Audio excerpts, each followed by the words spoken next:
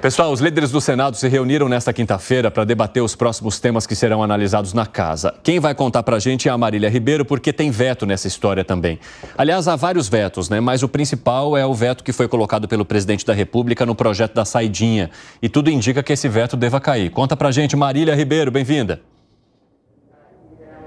Obrigada, boa tarde, Cine.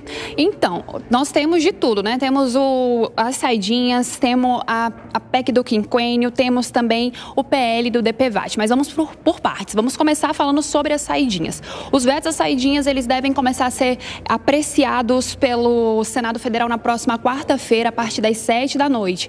Quem confirmou essa informação foi o líder do governo no Congresso, o senador Randolph Rodrigues. Segundo o Randolph, nessa próxima semana, ele vai procurar os demais líderes para poder saber, para eles poderem chegar a um consenso para saber quais serão os vetos que serão incluídos nas cédulas de votação. Vamos acompanhar a fala do senador?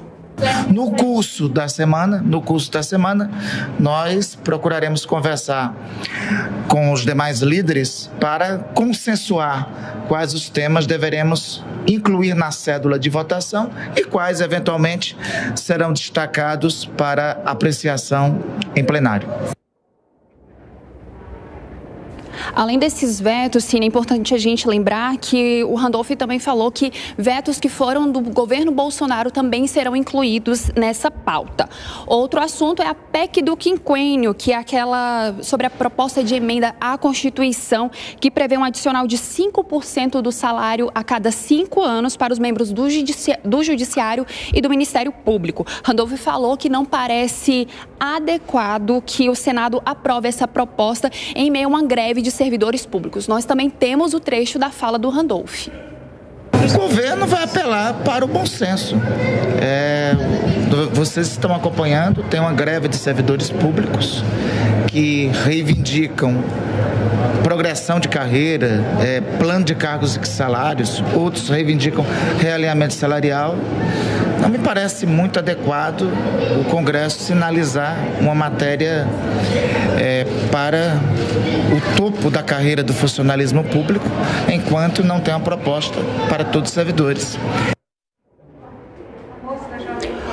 Outro assunto, Cine, que deve entrar é o projeto que fala sobre a compensação de benfeitorias dos estados à União. De acordo com o texto, os estados, municípios e o Distrito Federal poderão compensar em suas dívidas com a União os gastos com obras a serviços necessários à manutenção de bens federais que estejam sobre a administração da União. E para finalizarmos, nós temos o PL do DPVAT, que está previsto para ser votado na Comissão de Constituição e Justiça aqui do Senado Federal na próxima quarta-feira. O projeto de lei, ele recria o seguro obrigatório de danos pessoais por veículos automotores terrestres, né? O famoso DPVAT. O relator do projeto é o líder do governo no Senado, Jacques Wagner. Eu volto com você, Cine.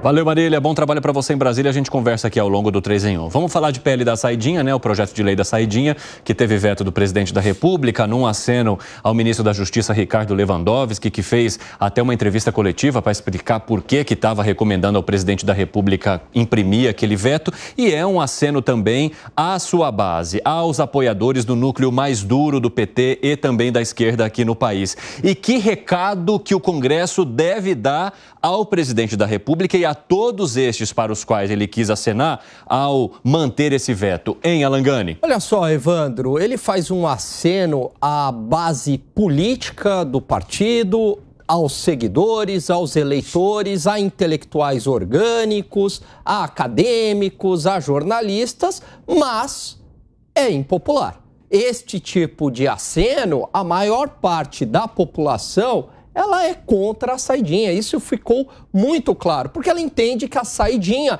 é um benefício para o bandido. Portanto, a população entende a saidinha como impunidade. O custo político, mesmo que este veto seja parcial, ele vai ser altíssimo. Com certeza, o Congresso vai derrubar o veto e ainda vai fazer oposição em cima da derrubada do veto, ainda mais num ano eleitoral. Com isso, o governo e o próprio PT perdem muito nessa batalha. Ô, Fábio Piperno, o presidente da República fez essa sinalização já sabendo que ele poderia ser derrotado ou que a chance seria grande? Sem dúvida nenhuma. Aí tem uma questão de consciência, o presidente tem lá os seus pontos de vista, né, a sua forma de pensar, e tem também muito disso que o Alan falou. Ele, afinal de contas, ele sempre defendeu alguns temas e ele não vai poder abrir mão de tudo isso, até porque essas pessoas também foram solidárias a ele, se essa parte do eleitorado pensa como ele, né? Agora, veja, então, quando o presidente anunciou o veto na semana passada, o que foi exatamente informado para a sociedade, e aí culpa do governo também, que o presidente tinha vetado o projeto. E, na verdade, o presidente não vetou 90% do projeto.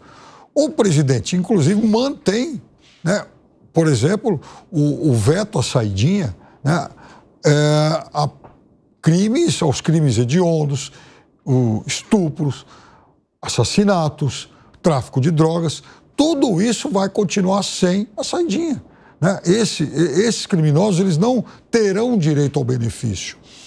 Agora, quem foi que explicou isso devidamente, né? Então é evidente que tem muita gente, boa parte da opinião pública, que não sabe disso, que foi um veto parcial de um pedacinho lá do projeto. A oposição está no papel dela. Enfim, a oposição não é ela que tem a obrigação de falar, olha, puxa vida, o presidente vetou só um pedaço, então nós vamos derrubar o veto porque tem esse pedaço. Isso não é o papel da oposição, óbvio, mas seria, sim, o papel do governo de informar melhor o que de fato acabou sendo vetado. Fala, Gustavo Segré.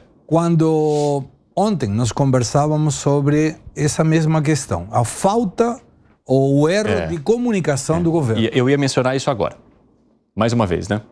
Então, aí tem um problema, porque eu concordo com o Piperno menciona. Disse, não foi o veto, foi um veto muito pequeno, em compensação. Acabou que o veto ganhou mais protagonismo do que o projeto como um todo, né? Muito. E aí, volto de novo, na minha humilde opinião, foi um erro do Ministério da Justiça. Porque se não tivesse feito essa coletiva de imprensa, mesmo que o presidente tivesse vetado essa parte sem a coletiva, ia passar mais tranquilo. Até porque o aceno ia acontecer de qualquer forma, só que nos bastidores, né? O ministro vai lá, dá uma orientação ao presidente da República, o presidente decide se segue ou não, e se seguir, ok, tá aqui, ó, ministro, fiz o meu aceno a você, seguiu o que você pediu. Mas colocou uma pressão muito grande no presidente, porque se fez uma coletiva de imprensa recomendando o veto, imaginemos que o presidente tivesse dito, obrigado, mas não vou vetar.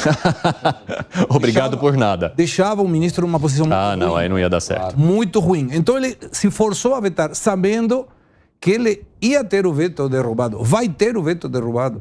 E aí você pensa, o histórico, quantos vetos o presidente fez que não foram derrubados? Eu não lembro. Não acho que tivesse um sequer.